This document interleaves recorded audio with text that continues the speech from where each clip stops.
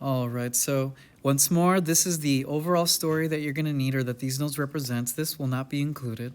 And so we're not going to start in a linear order. It's sometimes actually easier to start sort of small, actually from large and then getting smaller and then figuring out how it all comes together. And so with that, some fun facts about skeletal muscles, that it comes in 3 types. We have skeletal muscle, cardiac muscle, smooth muscle. We should all know by now cardiac and smooth muscle are involuntary. We do not control it. But the real star of this PowerPoint or the overall presentation is skeletal muscle.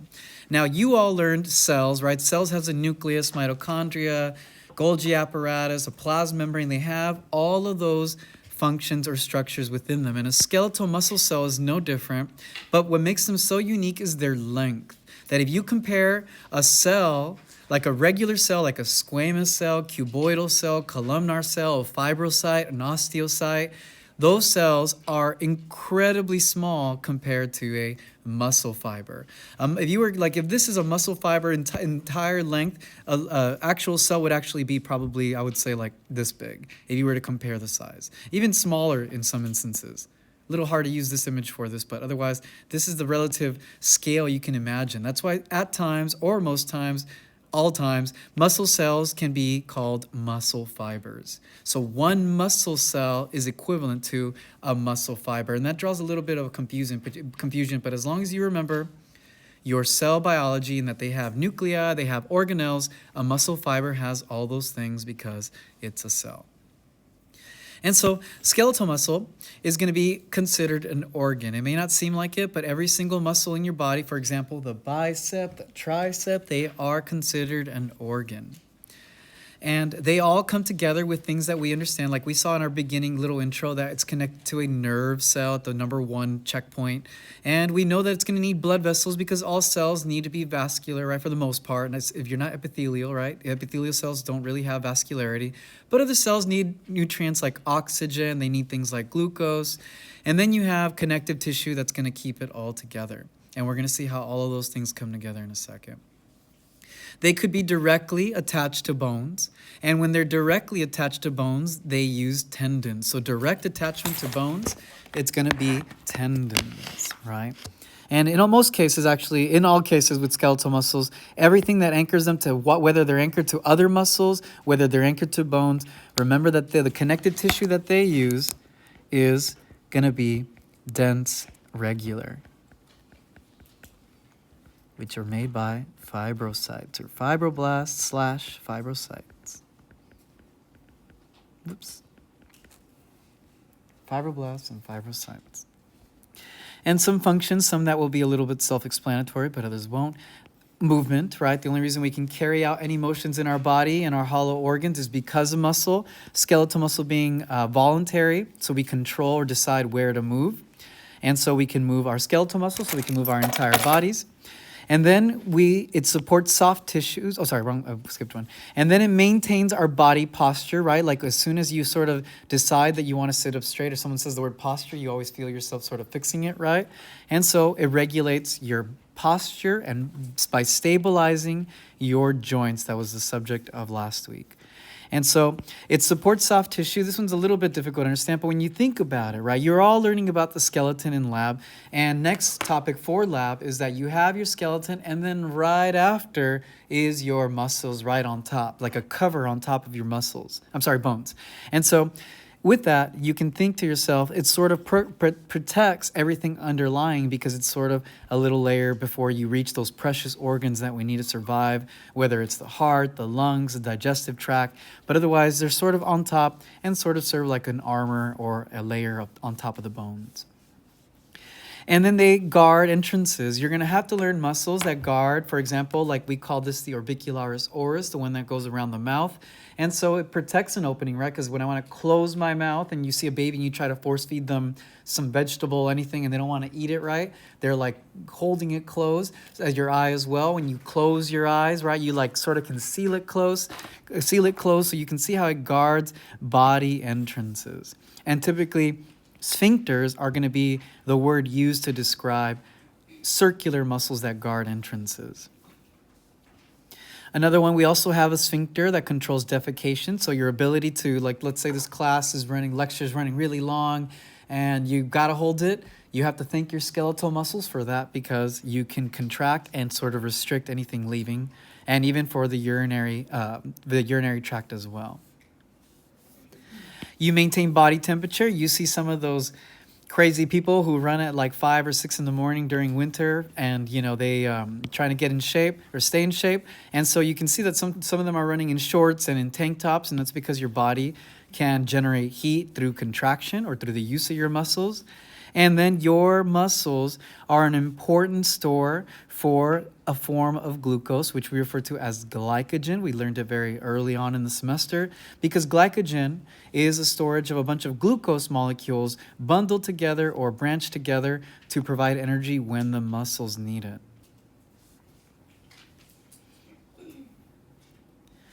And just some quick facts that we should be aware of by now. Skeletal muscles is voluntary. You produce the movement, and it moves a lot. It moves the bones, right? We learned on our bones this week that they don't have any way of moving. It is the muscles that do it for them. Without it, they're just skeletons, And cardiac muscle, named after the fact that it's in the heart, but this one we're going to explore when we get into our next exam material, our next chapter. And it is involuntary, only found in the heart, and its job is to circulate blood within the blood vessels. Smooth muscle is involuntary and can be found in the hollow organs of the digestive tract.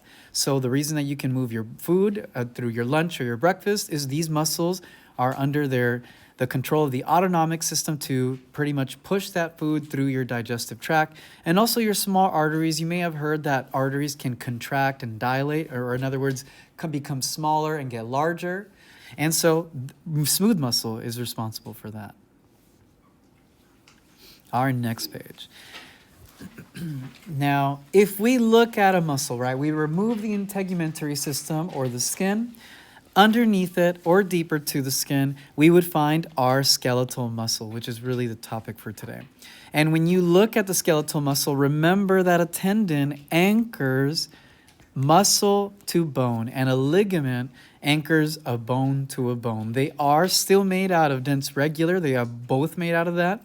But otherwise, that's just a take home for that.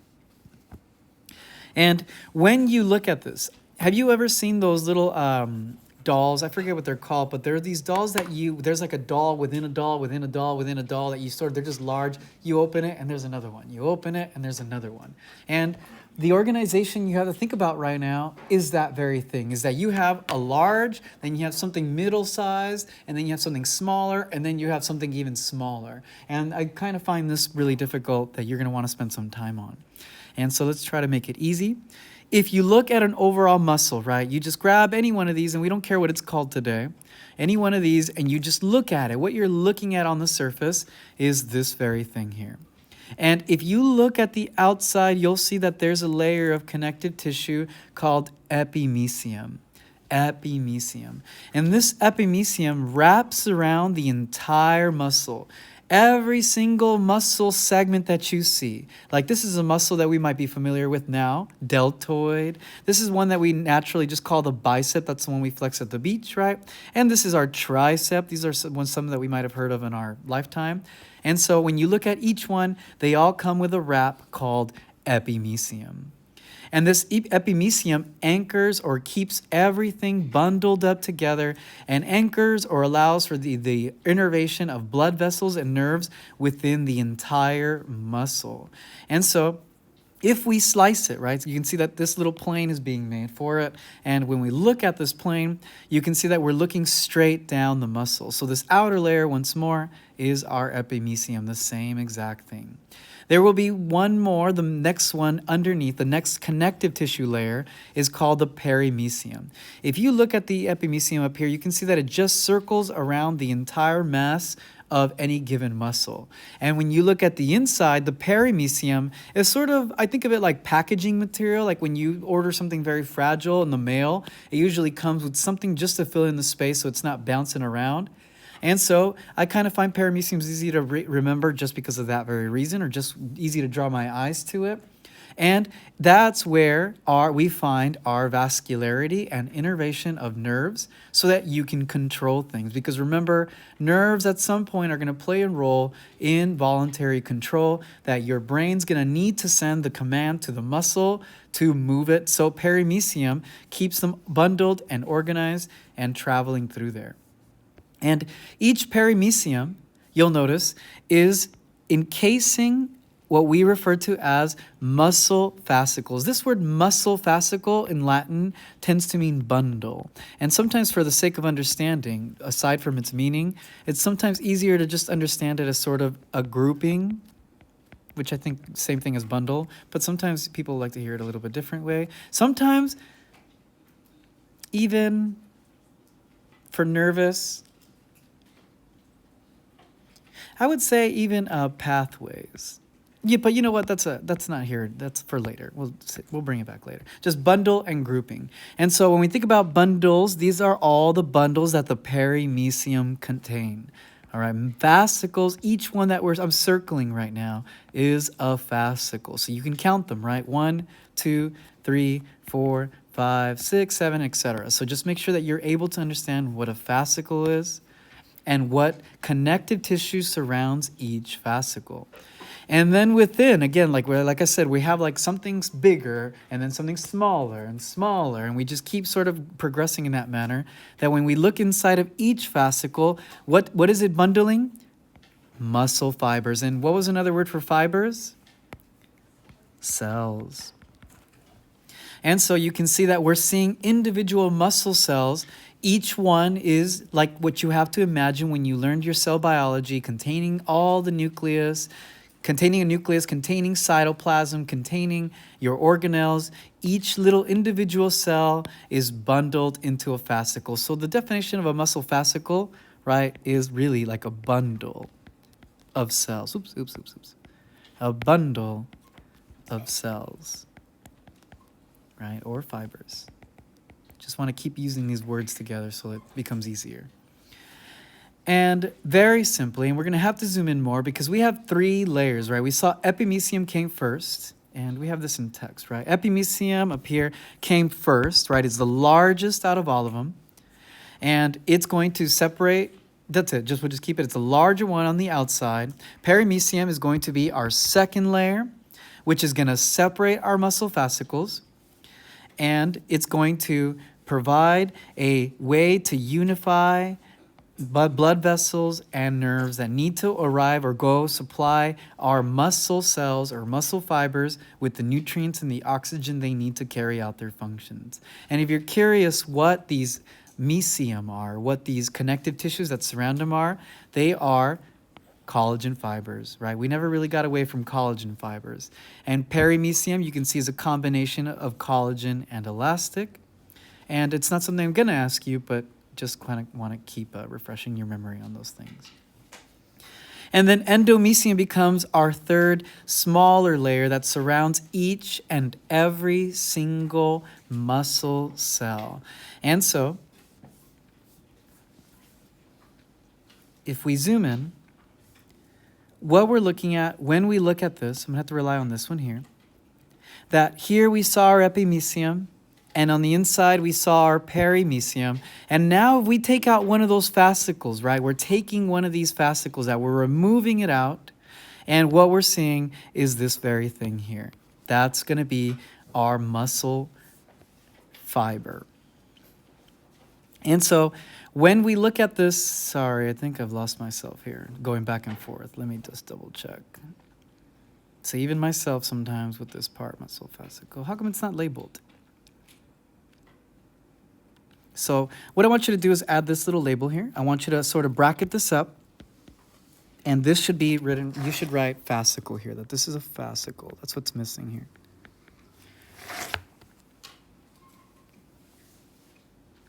And so this is our fascicle. So in other words, we're removing one of these, we're taking it out, and then you can still see the perimecium is going to be surrounding each one of these fascicles. Now, within those fascicles, we have our muscle fibers that are bundled up together. In other words, cells. We have 1, 2, 3, 4, 5, 6, 7, 8 muscle cells within this particular illustration. And so each one of these is just one cell, okay? And in between each one of them, separating each and every single one of them, is going to be our endomysium, which becomes our last layer. So that's why we have number 3, because as we get smaller, that's going to be the one directly surrounding our muscle fibers. What makes that area unique is that you'll see these little population of cells sort of embedded between here called the myosatellite cells. These cells are going to be considered are the stem cells, right? They're the ones that are responsible for making more of any cell in general, right? Stem cells. And so they're going to be responsible when there's damage to a cell. They fuse with it to make it grow in the case of exercise or in the case of damage. These stem cells repair anything wrong with our muscle fibers or just in the fact of generating more cells. That's their responsibility. But more than likely, since all of us, where it's more applicable, is that if you go work out, when you work out, what you're doing is that you're damaging your muscle fibers. You're creating these micro tears in them. You're traumatizing them. And then these myosatellite cells, what they do is that they repair and fuse and make it stronger. And that's why maybe you start lifting 10 pounds. And as you damaged it by repeatedly carrying 10 pounds, your body or these myosatellite cells, they say, I don't want these 10 pounds to hurt me anymore. So they grow and make them bigger, and 10 pounds become easier, right? So what do you have to do? You have to start doing 15 pounds. And this process just keeps repeating itself. These cells are the ones responsible for making you stronger at the end of the day. And there's some nuances with the type of exercise and what they do with the muscles, but that'll be probably for Thursday if I decide to put it into the exam material. And so with that, if you look inside of each one, right, if each one is a muscle cell, what makes them so incredibly confusing is that when we learned about a cell in general, right, it was just a nucleus, it had its Golgi apparatus, it had the ER wrapped around, it had the smooth ER somewhere here, it had all these types of vesicles, lysosomes, peroxisomes, centrosomes in here somewhere, and so it was just one little bubble.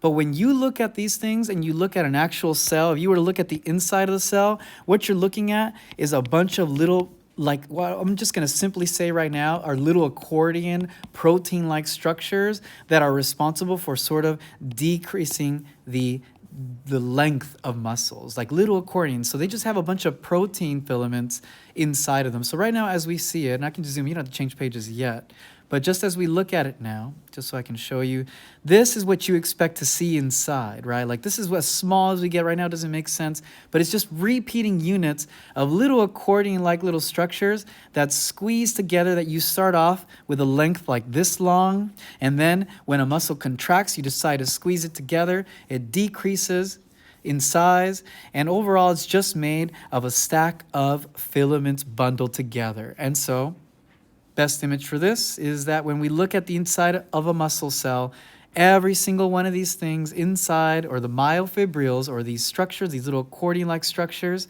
that you're seeing, they're just bundled and layered on top of each other. Their cells don't look like what you conventionally learned. They have a bunch of little mechanisms, again, those little accordion-like structures just bundled inside of their cells. They are not like the traditional cells that we learned about. Very different from the original one cells that you learned about. And I think that's what becomes really difficult about these cells. But still staying here, when we look at just one muscle cell, we can see that it's surrounded by endomysium. The outside layer is endomysium. And that's kind of what we're seeing here. The smaller level endomysium wraps around each and every single muscle cell. And it has a little myosatellite cell at the ready when you need it. You'll even notice that there's an organelle here that looks very familiar that I didn't mention. What does this one look like? Mitochondria. Mitochondria are great for generating ATP. And doesn't it make sense that muscles need a lot of energy-producing organelles? And let's move on from here. And so this is something I'm going to ask you in lab, so you can go ahead and get rid of it. I will actually add this to lab. Because without examples, it's a little bit tougher to see, and so I'd rather just add it. But it's just a play off of the word tendon. We know that tendon is our connective tissue made of dense regular, and aponeurosis will be made of the same thing, but I'd rather just teach it with an actual example when we get to muscles in 2 weeks. Ask away. What? Let me repeat. What's your question? Maybe I should elaborate on that. Inside of each muscle cell, what you have is myofibrils. Myofibrils are those little accordion-like little structures. So what each cell, instead of having a bunch of the arrangement we learned before, it has those same components, but it organizes them in tube-like structures inside of the cell called myofibrils. So this is one muscle cell, and each muscle cell has a bundle of those little accordion-like structures called myofibrils. Myofibrils. Pardon? They're inside of the cytoplasm. They're not, everything inside of a cell is technically considered part of the cytoplasm. I would say they're within the cytoplasm. Within, not part of the cytoplasm. And that's exactly the best way to think about them. They are made of exactly what normal cells would use for cytoskeleton components. You're going to see the same little types of proteins like we saw earlier, like actin, myosin, like those types of little molecules. But otherwise, we'll see that complexity in a second. And still staying around the muscle cell. So right now, what we're looking at our image here, this is one muscle cell. This is now what we're looking at. The endomysium wraps around it. Now we don't care how they're organized now. That was the previous slide where we saw the last level of organization is the endomysium. Now, if we look at this portion here, we saw our myoblasts and our myosatellite cells. These cells are the ones responsible for fusing with muscles. And for the sake of time, this is something that I think I'm going to have to remove. And if we have time for Thursday, I think that I might add it back. But otherwise, I kind of want you to remove this, and I would just want you to hold on to this, that the myosatellite cells are the stem cell populations for repairing damaged cells. When we do our slight review of bones, I want to mention some topics, and I kind of want to mention on exercise science for both bone and skeletal muscle, but that'll be another packet, and you'll see the same thing move to that one. And it'll just be like 2 pages that I'll print out. But otherwise, for the sake of time and to finish the muscles, when we look at one muscle now, when you look at the inside, these cytoskeleton components, nicely stacked, are myofibrils. And some terms that we have to apply, sarcolemma is the same word as plasma membrane, the exact same thing. The outer membrane of a muscle cell is interchangeable with sarcolemma.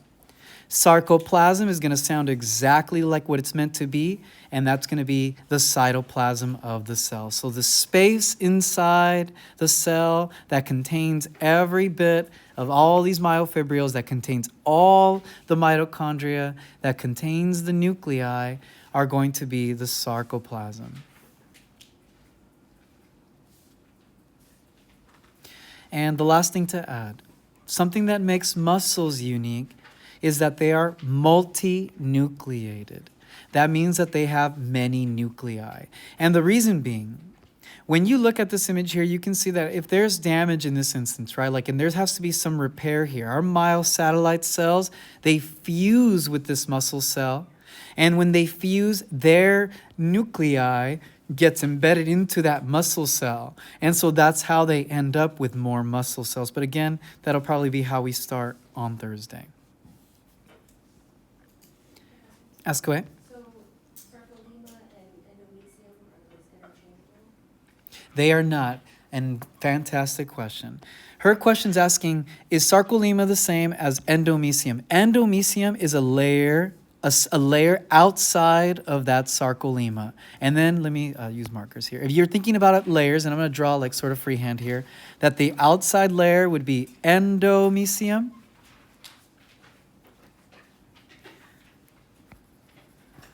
And then the plasma membrane directly around our muscle cell is our sarcolemma. So we are seeing two individual layers. They are not the same thing. Not the same thing. Very good question. So if you wanted to be really technical, it's epimysium, perimysium, endomysium, sarcolemma. I hope that makes sense, right? That order.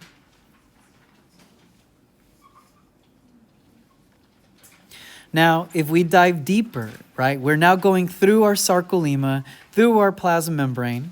We will finally come to our myofibril, made out of like the same things that cytoskeleton was made out of in most cells, the exact same types of proteins. And these myofibrils are these cylindrical-like structures that their organization and what they're actually made out of. If we look very closely, if we look very closely, you can see there's these little accordion-like structures again that I keep mentioning. And we'll get into the detail of what they are. But you just see that they keep repeating themselves. When we looked at our muscle slides in lab, we saw that we had striations in our skeletal muscle tissue.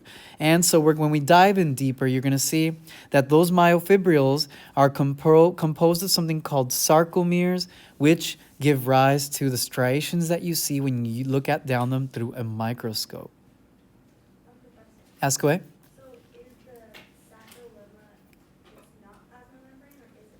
The sarcolemma is only the surrounding plasma membrane. The sarcoplasm is the space inside the cell. Cytoplasm, yes, equivalent to the word cytoplasm. So I know that cytoplasm and cytosol have always been a little bit confusing. And when you look at a box of a cell, right, I'm just going to draw it on the board. When you look at the box of a cell in general, right, the plasma membrane, and then you have your cytoplasm. Your cytoplasm is the entire space inside, and you can divide that space into two things, organelles and cytosol. Cytosol being fluid. And so when you examine the word cytoplasm, it means space inside the cell. Organelles sit within that space. Cytosol sits between those organelles. Like, think about like a soup. You have a broth, right? This is your soup, the water, you boiled it, you did something to cook, and then everything in here is cytoplasm. Everything in that water is cytoplasm. But then when you add, say, your vegetables, your veggies, right? You add meat to it. Then you have to separate your words. The veggies and the meat, right, would be equivalent to your organelles, the components within the cytoplasm. And then the cytosol is the broth, the fluid inside of the cytoplasm. So the word cytoplasm, you can even think of the word cytoplasm as usually meaning sort of entire matrix of something. So like this would be your matrix space, your space inside the cell. And so when we say the word cytoplasm or sarcoplasm, we're really saying the entire space within the cell. We look at our illustration now. Like the entire space is the cytoplasm. So yeah, or the sarcoplasm, right? But we have to use our correct word, our sarcoplasm. And the fluid in this space would be the cytosol, and any component inside, like this one here, would be organelles. And another technically non-membranous organelle, technically these are cytoskeleton components. They are sort of considered separate from the cytosol, right? They're not the fluid component, they're a solid component within the cell. And so, now we have to dive in deeper now. We're looking inside of our muscle cells, and we have our myofibrils, which are these cylindrical structures that run parallel, meaning that they look like they're bundled like a bunch of straws inside of a container. If you have a cup and you just place a lot of straws inside of it, that's sort of the equivalent of what you have to imagine in there. And the way they arrange themselves, because of what those myofibrils are made out of, they produce our striations. And again, once more, we have many mitochondria along those myofibrils. Now, if we zoom in more, now we're zooming into our myofibrils, right? And this is the image we end up with right here. We're getting smaller and smaller.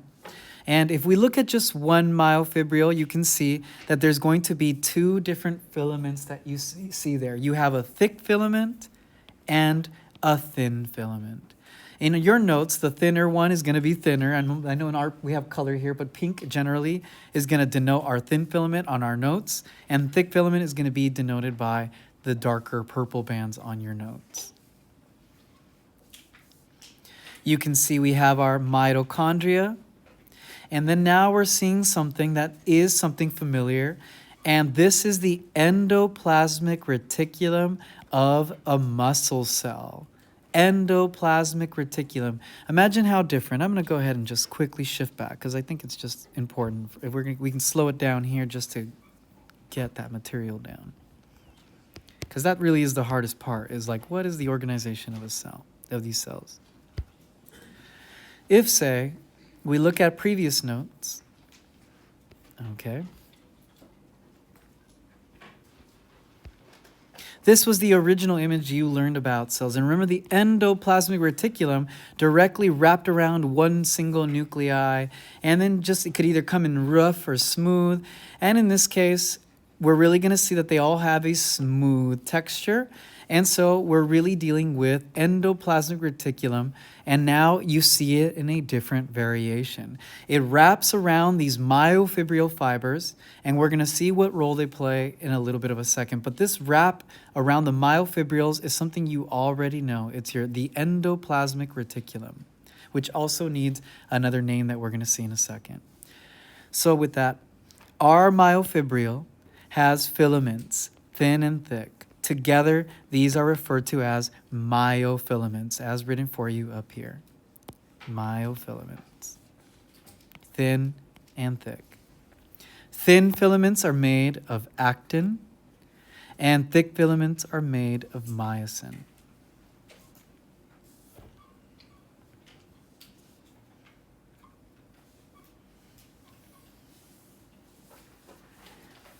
And so now we're getting smaller and smaller, and this is what I consider sort of the hard part until it isn't. You'll see. And when you look here at your sarcomere, the word sarcomere is considered the functional unit of skeletal muscle fibers. These repeating units, and you don't have to flip back, they're visible. That's what those striations are, is that you're seeing these little tiny, these thick filaments repeating themselves. Thick filament with a little bit of thin filament, thick filament with a little bit of thin filament. They just keep repeating themselves exactly like you're seeing like this. This just keeps repeating itself downstream the muscle as you progress through this entire myofibril length to end up with something like this inside of those myofibrils. But now we got rid of that endoplasmic reticulum on the surface of it. And what we call it, again, is a sarcomere. So hopefully now you're understanding where the word sarcoplasm and sarcolemma come from. It comes from the fact that sarcomeres is the given name to all those little accordion-like little units that are capable of causing a contraction. So that's what the subject is here right now. Now, there is an anatomy to a sarcomere. You have to know what each one of these little lines are called and kind of be able to use them in a descriptive manner when there is a muscle contraction. If we look at it on the offset, some that are easy, we'll go in order. Z lines, for example. Z lines are, if you look at these little zigzagging ones, right? That's what I like to use, zigzagging lines. Z lines. And that's going to repeat themselves. You can see that they repeat there, repeat there. And they mark the boundaries of a sarcomere. If you look at a sarcomere here, right, you can see here's where one begins and where it ends, and then it just keeps repeating itself. I ran out of space. But then the next one would be around, roughly, if we're measuring by length, again and again. And you can see that a little bit better here. Here's our Z line to Z line to Z line. And so from one Z line to the next Z line, that represents one sarcomere. So really what we would just need to evaluate is between one Z line and the other. And we sort of need to give names to some overlaps. So let's do that now. Next, we have our eye band. If we focus our eyes on only the Z lines, you'll see that if you just pay attention to the coloration, there is no thick filament. There are no purple filaments there, right? No thick filaments. And so eye band can be typically classified as the area with only thin filaments. Wait, I think I already have these written for you. Do I? Yeah, but that's a little bit better definition for it. All right. And I band, so that's our I band. It represents the space right before you reach your thick filaments. Okay? And with that, A band is going to be the contrary. It's going to refer to the boundaries in which you only find the restricted space in which you only find our thick filaments. That's going to be our A band. Our M line, if we pay attention to only one sarcomere, you'll notice that it has a midline, and let that fact remind you of where to find it. Every single one of these center lines here of your thick filaments is considered an M line. M line, right? That one's easy to remember because midline, right? And then H band. This one's going to be a little bit harder to understand at first. But if you look at just where our M line is, you'll notice that in this space, you only ever find a space, like the space between one thin filament to the next. One thin filament to the next. One thin filament to the next. One thin filament to the next. H band represents this distance. And I'll show you all now why that matters, why these distinctions matter. Ask away. Doesn't the A band also have thin? Yes, it does, but the A band, one thing that makes it unique is that it is always classified between the boundaries of thick filaments, because as we're going to see, that even during a contraction, this A band and this A band, it would never change in size. It never changes in size. So what you're seeing up here, this is a muscle relaxed, and this is a muscle contracting.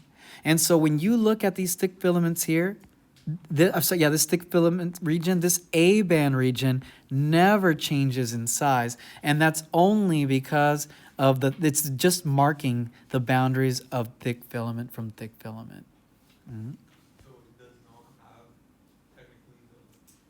But I wouldn't use the word thin filament to classify that it only doesn't have, it really just means the distance that's encompassed by thick filament. Because you're going to see right now that thin filaments, the reason I don't want you to relate it to thin filaments, and I'll actually skip ahead just briefly just to illustrate this right here. That if you look at your A band from this one, can I get them both on screen? Yes. If you look at just this one, A band to A band, this distance never changes between them. That's what's meant to show. It's that the A band is only the thick filament region.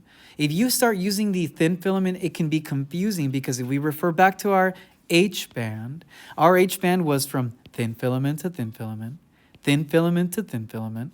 And once we have a contraction, the H band changes in size because the thin filaments move into the space of the thick filament. But the A band stays nice and anchored and does nothing. So you only want to characterize it by the distance from, or the length encompassed by the thick filaments. Just that much. Because that will never change. But yes, the A band has both thick and thin filaments within its boundaries. But I have just little slight reservations about talking about thin filaments at all when I talk about the A band. And so we refer to this accordion-like movement, right? Like a sarcomere. That what you have to see, like at a glance, is that now that we have names to these things, and even if we ignore the names for now, all you have to think about when we have a muscle contraction is that each sarcomere, which again repeat themselves, right? Here's a sarcomere, here's the next sarcomere, here's the next sarcomere, and each one, like an accordion, all these thin filaments move towards the M line during a muscle contraction. This is referred to as the sliding filament theory. So you can see this is at rest, and then during contraction, our thin filament move towards the M line, decreasing the length of our H band and the A band stayed exactly the same. So the thin filaments are what's moving towards the M line. And this is referred to as the sliding filament theory. And so some general ways to describe the sliding filament theory. When you think about our H and I bands, let's look at where our H and I bands are. Our H band is this one once more, from thin filament to the opposing thin filament. And then our I band, a little cut off on our image here, but let's go ahead and show it up here. Our I band is only the segment with just thin filament, that these are the ones that will change in size. The H and I bands get smaller. They get smaller. And if we look at it here, you can draw a comparison. Here you can see this is our I band. I know because I band refers to a thin filament region. Once more, here's another one. And if we look to the bottom image, you can see that the I band decreased in length compared to the one above. So you can see that they all do this accordion-like structure, and then the muscle contracts. That's what we consider the muscle contraction. Now, using now Z lines, right? Z lines, if we remember where our Z lines were at the offset, we remember it's these little zigzag lines, and so they move closer together, bringing in these thin filaments closer to the M line. So they're pushing or going inwards in this direction, going inward. So that's why we can also use these fancy terminology, Z line, these nomenclature, right? Z lines, A bands, to discuss a contraction around a sarcomere. So Z lines move closer together, and A band is unchanged. And that's the only reservation why I don't like describing as A band as thick filament with intersecting thin filaments, because I don't think it's necessary. I think the A band really only reflects the boundaries of the thick filament. That's the only reason I have a little bit of reservation about using it to describe it. And so with that in mind, now you have to imagine yourself, big picture, that if all of these are nothing but repeating units, right? We went back to our muscle cell. This is a whole muscle cell. Here's our sarcolemma, the plasma membrane. They remove a little bit so you can see it. They remove the plasma membrane on this segment, the sarcolemma. And then if you have a bunch of these contracting, really at the end of the day, whenever you look at a muscle, and even on 2 weeks in lab, when you look at an entire length of a muscle, again, it's just really doing this. And now that you all have general knowledge of bones, when you think about where's our deltoid tuberosity, right? Can we point to it? Deltoid tuberosity. It's called the deltoid, and the deltoid has some origins or some sites of connection up top on the scapula. And things, when they contract, things go from the insertion to an origin. So very simply, when they contract, that means that this happens. And what motion was this one? Anybody remember? Abduction. And so this deltoid, its action is abduction. So all it does is all those sarcomeres within this deltoid muscle that we've all seen in the models in lab, that they just contract. And what happens? If it's linked to the deltoid tuberosity, it just squeezes and goes up towards the scapula.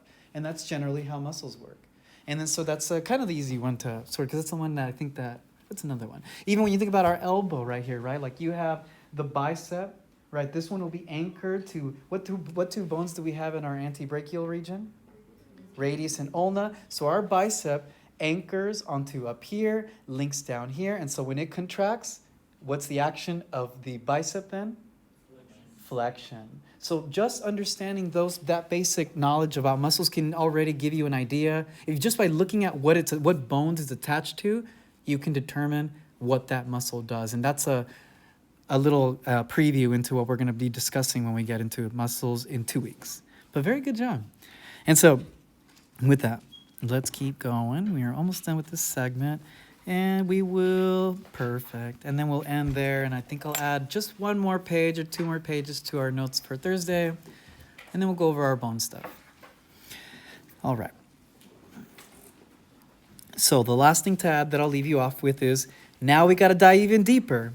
We got to find out what these thick filaments are made out of, what these thin filaments are made of, and how they interact. And so when you look at your thick filaments, they are composed of something we refer to as a myosin molecule. And as far as you're concerned, it's just a protein, a very structural protein for the cell. Excuse me. And the myosin molecule makes up the entire thick filament. Okay, the entire thick filament is made out of myosin. And so when you look at just these little pieces, right, you can see as all these little knobs. We call these little knobs myosin heads, or free head is fine too. And then what they're anchored to, they're all bundled together by myosin tails. And that's what the rest of it is, right? These are all tails, tails, tails, tails. And they all have their heads nice and easy. It's my favorite one because it's easy. Then you'll see that you have these slinky type ones. These slinky ones called Titan here. Titan. Yeah. And so these little slinky ones sort of create a sort of recoil ability when the muscle needs to sort of go back to its resting state, right? Because we saw that our Z lines, right here indicated by our zigzag lines, needs to shorten, right? They go towards the midline, go towards the midline. But during relaxation, these slinky looking ones, right, they sort of push it back the same way you can imagine the springs in a mattress do so, right? The springs, sort of when you compress them and you like sort of let go, boom, they pop. That's why you can jump on a bed. And that's sort of their overall function as well. And they're anchored to the Z lines. And that's really the last protein to add there. So these molecules are anchored to our Z line.